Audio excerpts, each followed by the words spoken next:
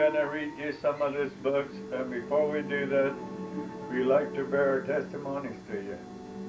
Yeah, and Delores, your grandma will bear the testimonies to you. I'd like to bear my testimony that I know our church is a true church. We're thankful for all the blessings Heavenly Father gives us to our family, and we pray every day that you will receive these blessings. And I say this in Jesus' name, amen. I like to bear my testimony to you kids that I know that church is true. And sometimes it's difficult to attend church, and sometimes it's hard. It isn't that it's hard, it's that we already had made up our minds that we didn't want to go. And once we make up our minds that we're going to struggle with ourselves to attend our church and attend our meetings and attend different kind of people that we're usually surrounded by. I believe that Jesus Christ came and died for us and died for our sins. We'll be resurrected in the time when He comes back, or in due time. I believe in the priesthood that I hold and hold sacred. With this priesthood that I hold, I can give my children the blessings they need and they stand in need of. I can give my grandchildren blessings. I can give my grandkids blessings. Like I did these kids before I left your house. And my grandchildren, like we got 4 or 5 of them now, probably going on 6. The time will come that they'll come and ask me for a blessing, and it'll be a great pleasure to share this priesthood with them. And we humbly say this name of Jesus Christ. Amen. Now I'd like to read you part of this book. It's called The Kissing Hand. And you can see 2 little raccoons there, a mother raccoon and a baby raccoon.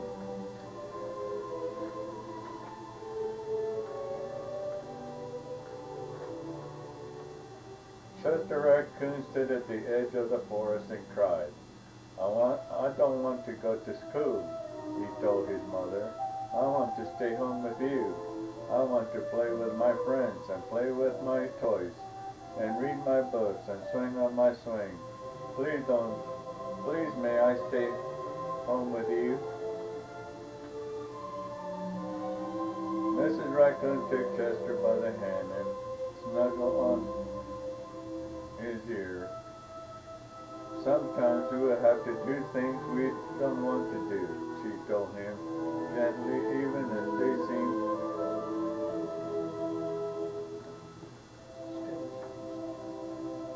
Your grandma will read now a little bit.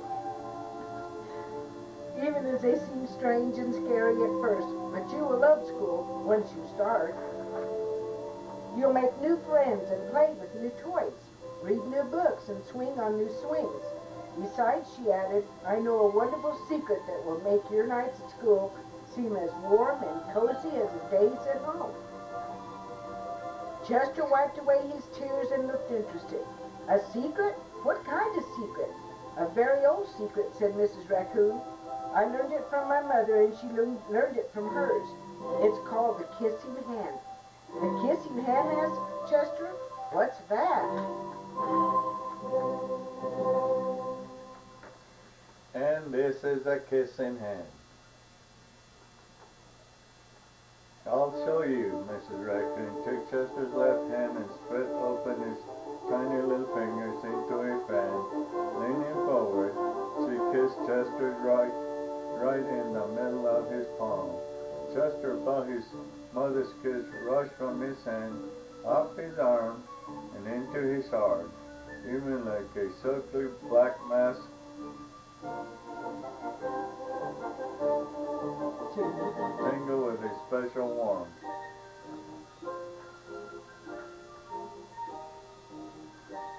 Mrs. Raccoon smiled. Now, she told Chester, whenever you feel lonely and need a little love from home, just press your heart to your cheek, your hand to your cheek, and think, Mommy loves me. Mommy loves you. Mommy loves you. And that very kiss will jump to your face and fill you with toasty, warm thoughts.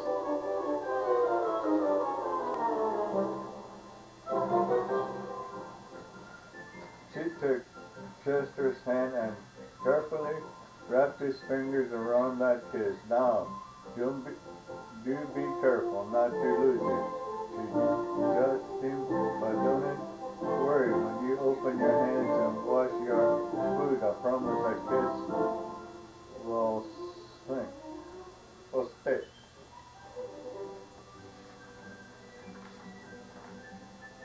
Chester loved his kiss in hand. Now he knew his mother love would go with him wherever he went, even to school. And there is Chester playing games. Now your grandma will read the rest of it. That night, Chester stood in front of his school and looked thoughtful. Suddenly he turned to his mother and grinned. "Give me your hand," he told her. And there's a picture of Chester and his mother. Chester took his mother's hand in his own and unfolded her large, familiar fingers into a fan. Next, he leaned forward and kissed the center of her hand. "Now you have a kissing hand too," he told her, and with a gentle goodbye and "I love you," Chester turned and danced away. There it shows Chester dancing away from his mother. Mrs. Raccoon watched Chester scamper across a tree limb and enter school.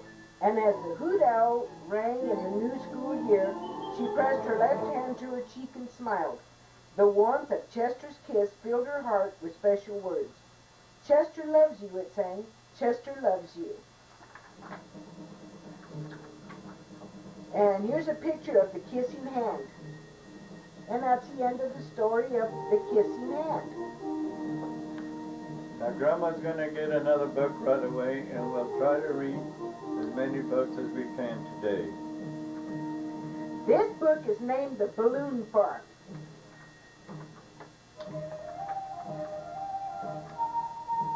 It says, Harvey Potter was a very strange fellow indeed. He was a farmer, but he didn't farm like my daddy did. He farmed a genuine U.S. government-inspected balloon farm. No one knew exactly how he did it. Some folks say that it wasn't real, that it was magic. But I know what I saw, and those were real, actual balloons growing out of the plain old ground. Harvey Potter had some of the prettiest colors you'd ever want to see on a balloon. Pleasing purple, orange ray sun, yelling yellow. There was rip, two-shot red, and jelly bean black, blooming blue, and grassy green. And here's a picture of all the balloons that were at the farm. Grandpa will read a little bit now. Oh, you want me to go ahead? Okay. It's a little loud. He said all kinds of shapes, too. Round balloons, long ones, animal shapes, clowns with big noses and mouths. He even grew monster balloons with scary faces and great big sharp teeth in time for Halloween. I tell you, Harvey Potter was a strange fellow, all right. To look at him, he was quite plain. Never wore nothing to draw attention to himself. His hair was kept close cropped to his head. Overalls with a shirt underneath were his uniform. There was nothing special about his face either. What wasn't so plain about him was the conjure stick he carried with him wherever he went. Sometimes he used it to scratch his back, but mostly he just carried it under his arm. Excuse me. It was Weasel Mayfield who called the government on him. So the government came out to Harry Potter's balloon farm bright and early one morning. Our whole town turned out for them, and though nobody said what they thought, we all held our breath hoping we could keep our balloons. We never knowed how to grow nothing but trees. Maple, sycamore, pine, oak, and regular kinds of stuff like corn and okra and tomatoes. But Harvey Potter grew balloons, and no one knew what he used for seed either. Anyway, the government men were standing around in white coats and white hats and white gloves. They kept us so far back we could hardly see, but I climbed right up in the sycamore tree and saw everything. They pulled and they poked, and finally they pricked one of those plants with a pin. And what was supposed to happen did. The balloon popped. Even they couldn't argue with that. And it's showing them with the balloon there, trying to pop it. Okay. Now, so they gave Harry Potter the right to grow balloons. He never asked them for it, mind you, but he took it anyway, just to be polite. Let me tell you, it made everybody happy. Well, almost everybody. Weasel was sore. Now, I had quite an interest in Harry Potter's balloon farm, and I decided I was going to get to know him. He didn't seem to mind. In fact, he let me get to know him right good. I'd bring him lemonade or sit on his porch and swing in his swing, but he never could confide in me about how he grew his balloons. I didn't pry. After a while, I just liked going around him. He didn't ask you no questions about why you weren't this or that. He just let a person be. He let a person sit and think out loud sometimes, and well, that's a mighty good thing to do. Still, sometimes something in me was a hankering to know. So I decided I was going to go out there in the nighttime. That was when he did his field work. I told you he was strange. To this day, I am indebted to that sycamore tree and to that big old moon. It was as full as it was wide that night. I saw him the second he opened his door, plain as day. He stood there on his front porch, hands inside his pockets, looking straight ahead where the fields were. That conjure stick was under his arm. He just stood there, eyes staring straight ahead at something off yonder ways. Then he came down off that porch. Step by step, his steps all seemed so big and so loud. It must have been his heavy field shoes. He walked down to the field and without a sign of warning, commenced to holler. And here it's showing him hollering in the field. The next thing I knew, he started dancing and prancing with that stick held out in front of him, like it was his dancing partner. Then that stick started to glow, a nice orangey color, and stood up directly on its own. And when it rose up into the air, Harry Potter rose up right along with it. The two of them were making some mighty fine footwork, 6 feet or so off the ground. They were a-floating and a-bobbing. Well, it appeared as if the two of them had turned into glowing balloons themselves. Altogether, it was a very strange sight, which got even stranger. Harry Potter dropped back down to the earth, grabbed hold of that stick, and waved it round over his head. He whooped and he hollered and he yelled as he carried on so.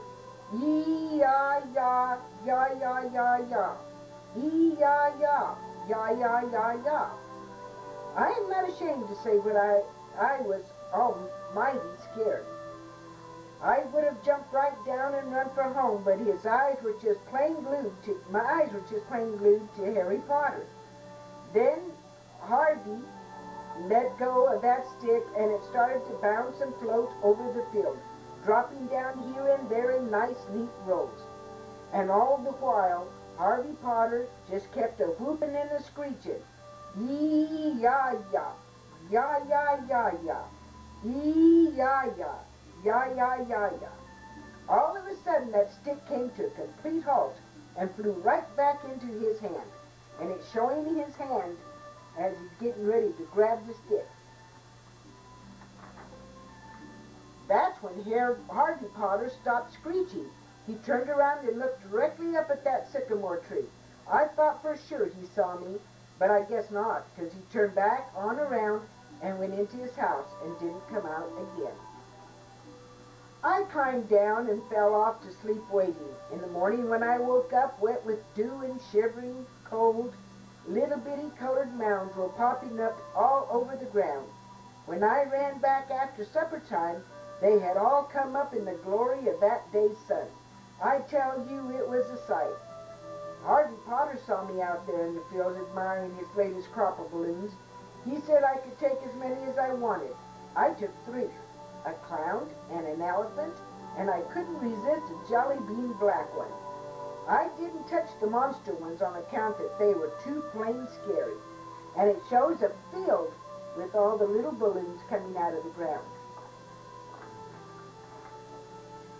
Oh, those were the times. Harvey Potter went right on growing the best, prettiest balloons this side of anywhere. And we never heard a word from the government men again either.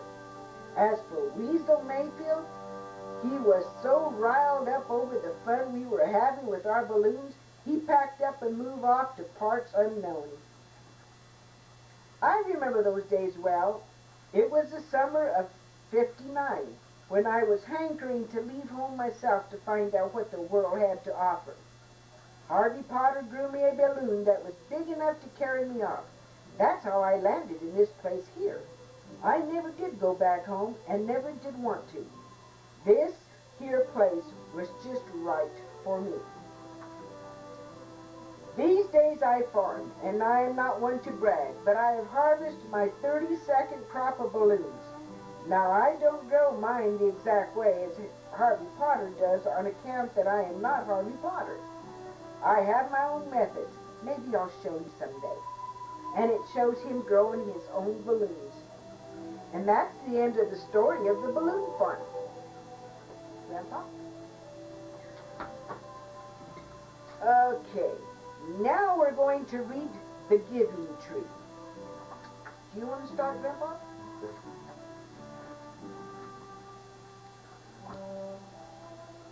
Once there was a tree, and she loved a little boy. I guess it was a girl tree. You better look out, Jacob. And every day the boy would come, and he would gather her leaves and make them into crowns and play king of the forest. He would climb up her trunk and swing from her branches and eat her apples. And they would play hide and go seek. And when he was tired, he would sleep in her shade. And the boy loved the tree. Excuse me while I answer the phone. Very much. Hello? And it was, Hang on. the tree was happy. Well, right now we're recording some book But time went by, children. and the boys grew older. And the tree was often alone. Mike, Lily's boy is having a basketball game here in town tonight. I was hoping Then to one have day Grandpa's the boys uncle came with to his the pets tree. on the bleachers. And the tree said, "Come, boys, come, boy, come and climb up my trunk and swing from my branches, eat apples and play in my shade, and be happy. I am too Well, no, honey, big you to can come climb over and and play," said the boy. "I want to buy things and have fun. I want Okay, some honey. money. Okay. Can you give me Bye-bye. some money?" "I am sorry," said the tree, "but I have no money. I have only leaves and apples. Take my apples, boy, and sell them in the city. Then you'll have money, and you'll be happy."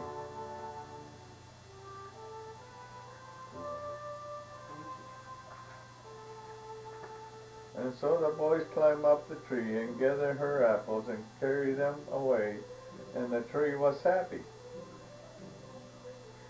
But the boys stayed away for a long time. The tree was sad, and then one day the boy came back, and the tree shook with joy, and she said, "Come, boy, climb up my trunk and swing from my branches and be happy."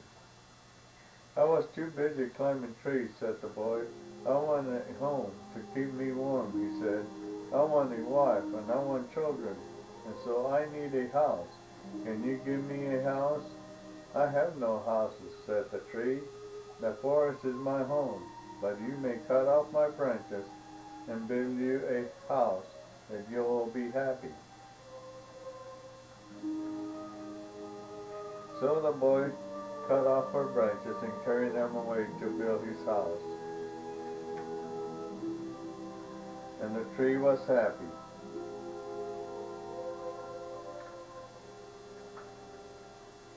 But the boy stayed away for a long time, and when he came back, the tree was so happy she could hardly speak. "Come, boy," she whispered. "Come and play. I am too old and sad to play," said the boy. "I want a boat that will take me far away from here. Can you give me a boat? Climb my trunk and make a cut down my trunk and make a boat," said the tree. "Then you'll sail away and be happy." And so the boy cut down her trunk and made a boat and sailed away.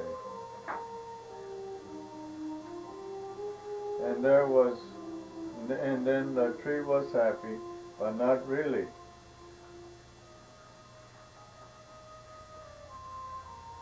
And after a long time the boy came back. "I am sorry, boy," said the tree, "but I have nothing left to give you. My apples are gone. My teeth are too weak for apples," said the boy. "My branches are gone," said the tree. "You cannot swing on them." "I am too old to swing on branches," said the boy. "My trunk is gone," said the tree. "You cannot climb." "I am too tired to climb," said the boy. "I am sorry," said the tree. "I wish I should give you something, but I have nothing left. I'm just an old stump. I am sorry."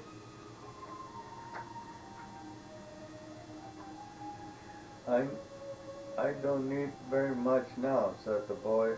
"Just a quiet place to sit and rest. I am very tired." "Well," said the tree,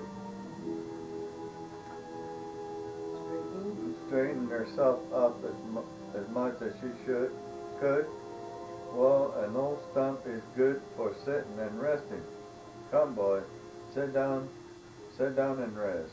And the boy did. And the tree was happy. And that is the end of the Giving Tree. Okay. Now we are going to read Westlandia. Okay. Maybe. Okay. Let me see. I think I missed a page here. No, I didn't. Okay. "Of course he's miserable," moaned Wesley's mother. "He sticks out like a nose," snapped his father. Listening through the heating vent, Wesley knew they were right. He was an outcast from the civilization around him. He alone in his town disliked pizza and soda, alarming his mother and the school nurse. He found professional football stupid. He refused to shave half his head, the hairstyle worn by all the other boys, despite his father's bribe of $5. Passing his neighborhood's two styles of housing, garage on the left and garage on the right, Wesley alone dreamed of more exciting forms of shelter. He had no friends, but plenty of tormentors.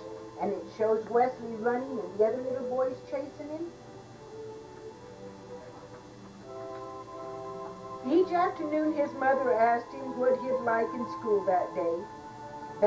That seeds are carried great distance by the wind," he answered on Wednesday. "That each civilization has its stable food crop," he answered on Thursday. "That school's over and I should find a good summer project," he asked on Friday. As always, his father mumbled, "I'm sure you'll use that knowledge often." Suddenly Wesley's thoughts shot sparks. His eyes blazed. His father was right. He could actually use what he'd learned that week for a summer project that would top all others. He would grow his own stable food crop and found his own civilization. Shows Wesley with his eyes popping out. Okay? The next morning, he turned over a plot of ground in his yard. That night a wind blew in from the west. It raced through the trees and set its curtains snapping. Wesley lay awake, listening. His land was being planted. 5 days later, the first seedlings appeared. You'll have almighty bedlam on your hands if you don't get those weeds out, warned his neighbor. Actually, that's my crop, replied Wesley. In this type of garden, there are no weeds. Following ancient tradition, Wesley's fellow gardeners grew tomatoes, beans, Brussels sprouts, and nothing else. Wesley found it thrilling to open his land to chance, to invite the new and the unknown. And it shows his little garden starting to grow there. Okay? The plant shot up past his knees, then his waist. He seemed to be all of the same sort. Wesley couldn't find them in any plant book. Are those tomatoes, beans, or Brussels sprouts? Asked Wesley's neighbor. None of the above, replied Wesley. Fruit appeared, yellow at first, then blushing to magenta. Wesley picked one and sliced through the rind to the juicy purple center. He took a bite and found the taste an entrancing blend of peach, strawberry, pumpkin pie, and for flavors he had no name for.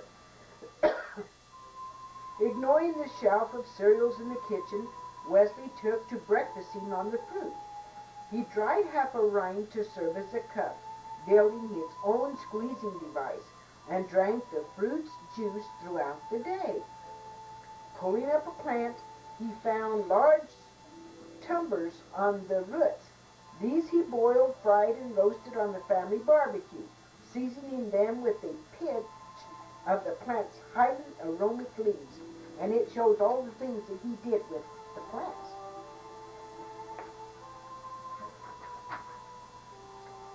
It was hot work tending to his crop. He kept off the sun. Wesley wove himself a hat with stripes of the plant's woody bark.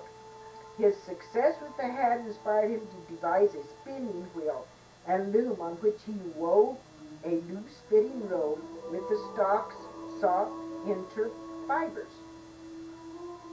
Unlike jeans, which he found scratchy and heavy, the robe was comfortable, reflecting the sun, and offered myriad opportunities for pockets. And there it shows what he made. His schoolmates were scornful, then curious. Grudgingly, Wesley allowed them 10 minutes apiece at his mortar, crushing the plant seeds to collect the oil. This oil had a tangy scent and served him both as suntan oil and mosquito repellent. He rubbed it on his face each morning and sold small amounts to his former tormentors at the price of $10 per bottle. "What happened to your watch?" asked his mother one day. Wesley admitted that he no longer wore it. He told time by the stalk that he used as a sundial, and had divided the day into 8 segments, a number of petals on the plant's flowers. He adopted a new counting system as well, based likewise upon the number 8. His domain, home to many such innovations, he named Westlandia. And there it shows the clock that he made.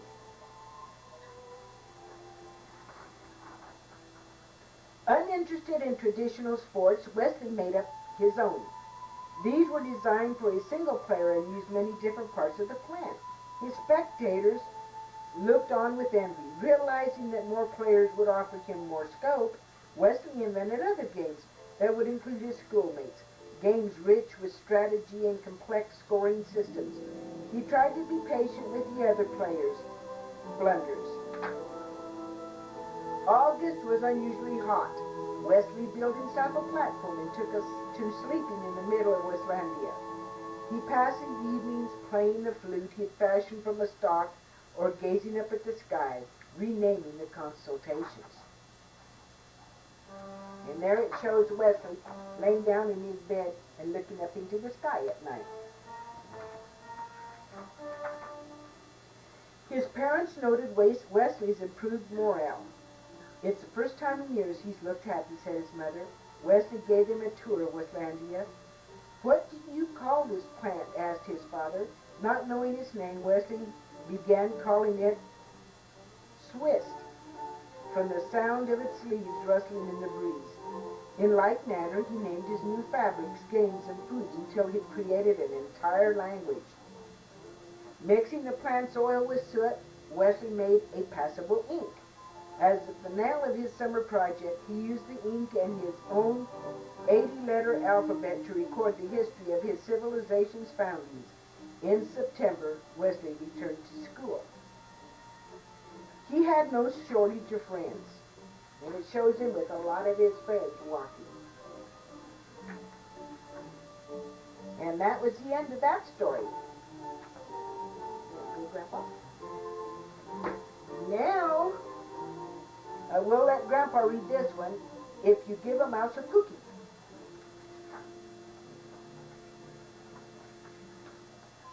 If you give a mouse a cookie. Now, buggy eyes, I don't want you to find a mouse and give him my cookie.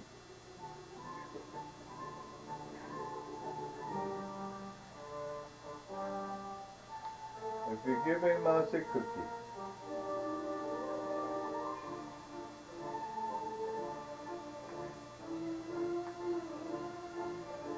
He's going to ask for a glass of milk. Would you give him the milk? He'll probably ask you for a straw. Would you finish him? When you finish, he'll ask for a napkin. And there's a little mouse finish his whole glass of milk with a straw. And he's ready to blow up because he's too full.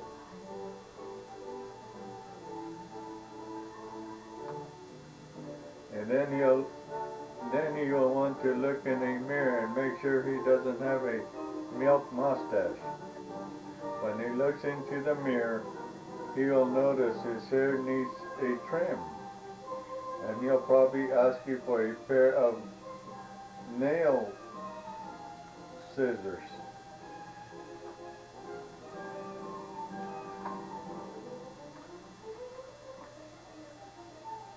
And he'll finish giving himself a trim. He'll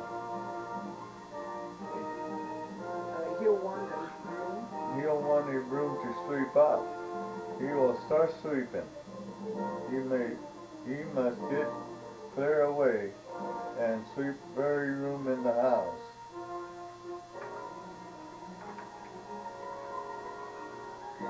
He might even end up washing the floors as well. And when he's done, he'll probably want to take a nap. And then you'll have to fix him a little box for him with a blanket and a pillow.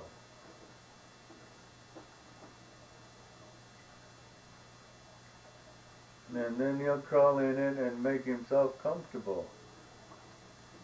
And soak the pillow a few times. He'll probably ask you to read him a story. And you will read to him from one of your books, and he'll ask to see the pictures. And here's a picture of the mouse in the can where his bed's supposed to be. And he looks at the picture, he'll get so excited he wants to draw one of his own, and he'll ask you for paper and a crayon. A crayola. And he'll draw a picture like this.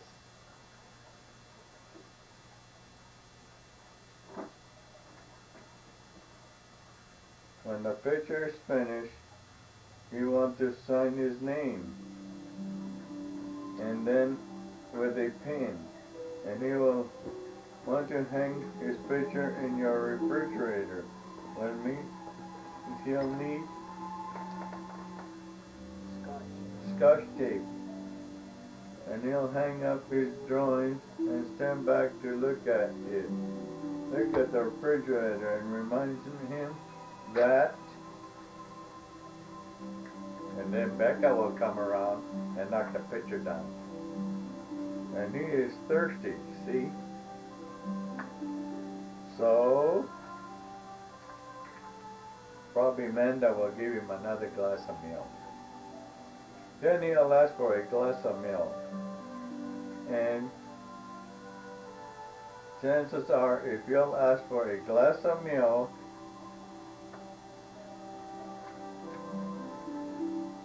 he's going to want a cookie to go with it. And that's the end of the mousey. He'll probably blow up because he drank too much milk and ate too many cookies. The next story we're going to read is Guess How Much I Love You.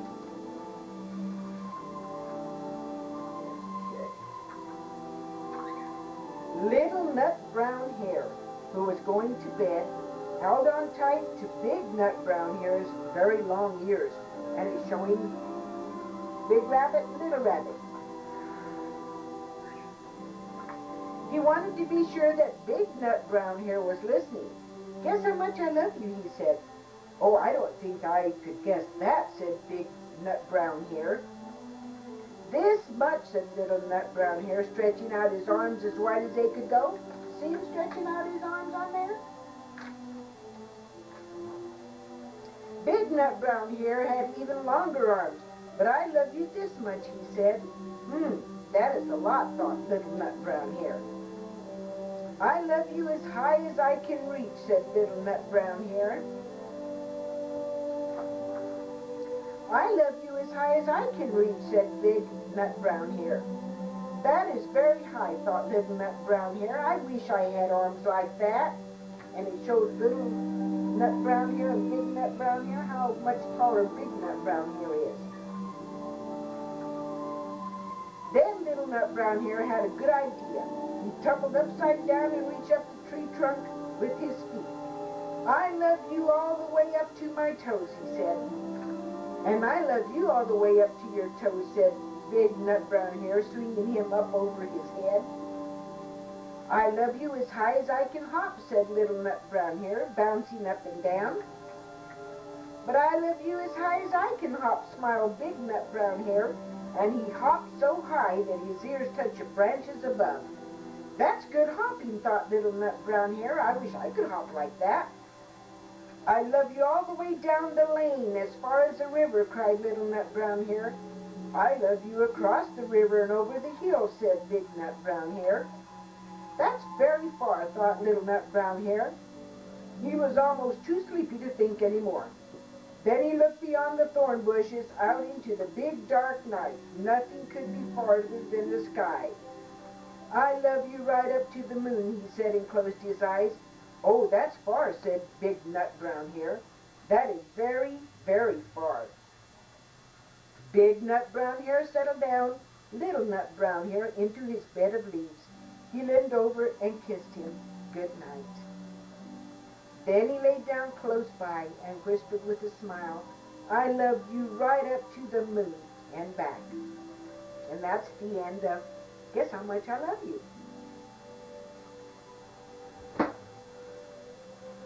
Grandpa the Twilight. This is a book by Grandpa the Twilight. And I'm going to read a little bit. Grandpa the Twilight. Do you kids know any grandfathers? If you do, don't say it out loud. Just say, I love you, grandfather. To Dad. Grandpa the Twilight. Live among the trees.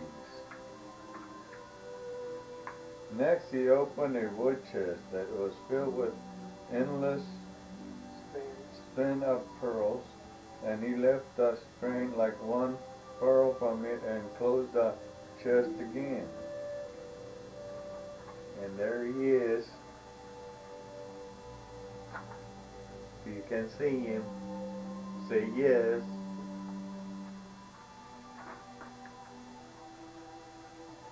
And hold a pearl in his hand. Grandfather Twilight goes for a walk. The pearl grows larger with every step.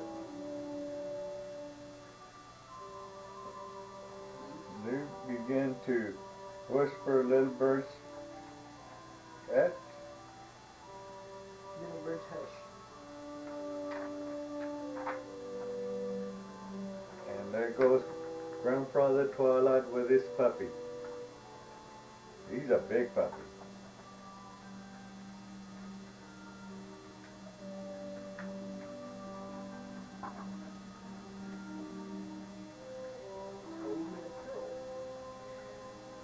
Gently he gives a pearl to the silence above the sea.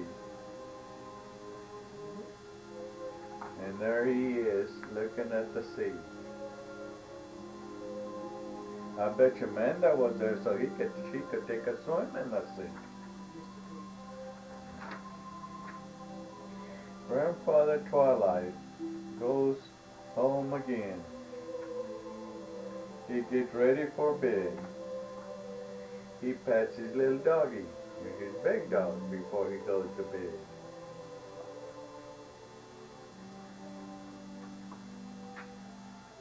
And then he goes to sleep.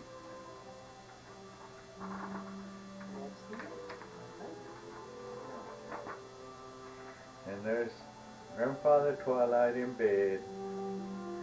And then there's his puppy and his cat going to sleep in the sweet little beds. And that's it for Father Twilight. Okay, the last book is The Rainbow Babies.